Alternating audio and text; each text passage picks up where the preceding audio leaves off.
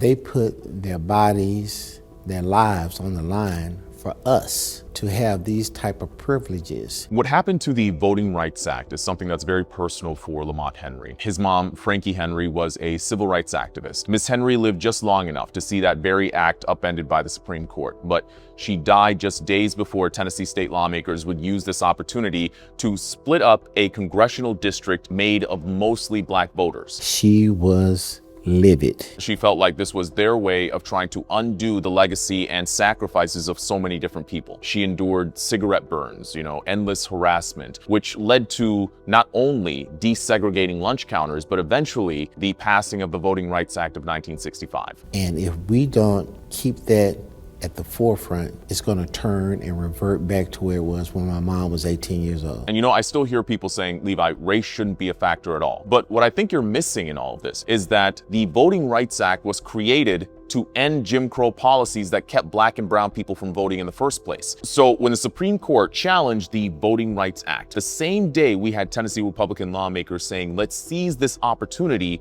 to split up a congressional district made of mostly black voters. And you want to tell me that race had nothing to do with it? Never mind what you heard from lawmakers, because let's be honest, they were not about to admit that race had anything to do with their decision. They knew that lawsuits were most likely coming, and sure enough, here we are with, I think there's about 2 lawsuits at this point, maybe 3. I just want to make sure that something is clear. When people say you shouldn't have congressional districts drawn based on race, sure, but that's not what happened here in Memphis. Tennessee's 9 congressional districts are supposed to be drawn so there's equal representation based on the number of people. So Memphis, being one of the largest cities in the entire state, had its own district, just like Nashville had its own district before that too was also split up. It just so happens that Memphis is a predominantly black city. So when you hear the term black congressional district, they're stating fact, not necessarily an official title. All of that to say, you still have a vote. And even though these congressional maps have now changed, Lamont told me that if his mom were here today, she would remind us all to do our talking at the ballots and never give up.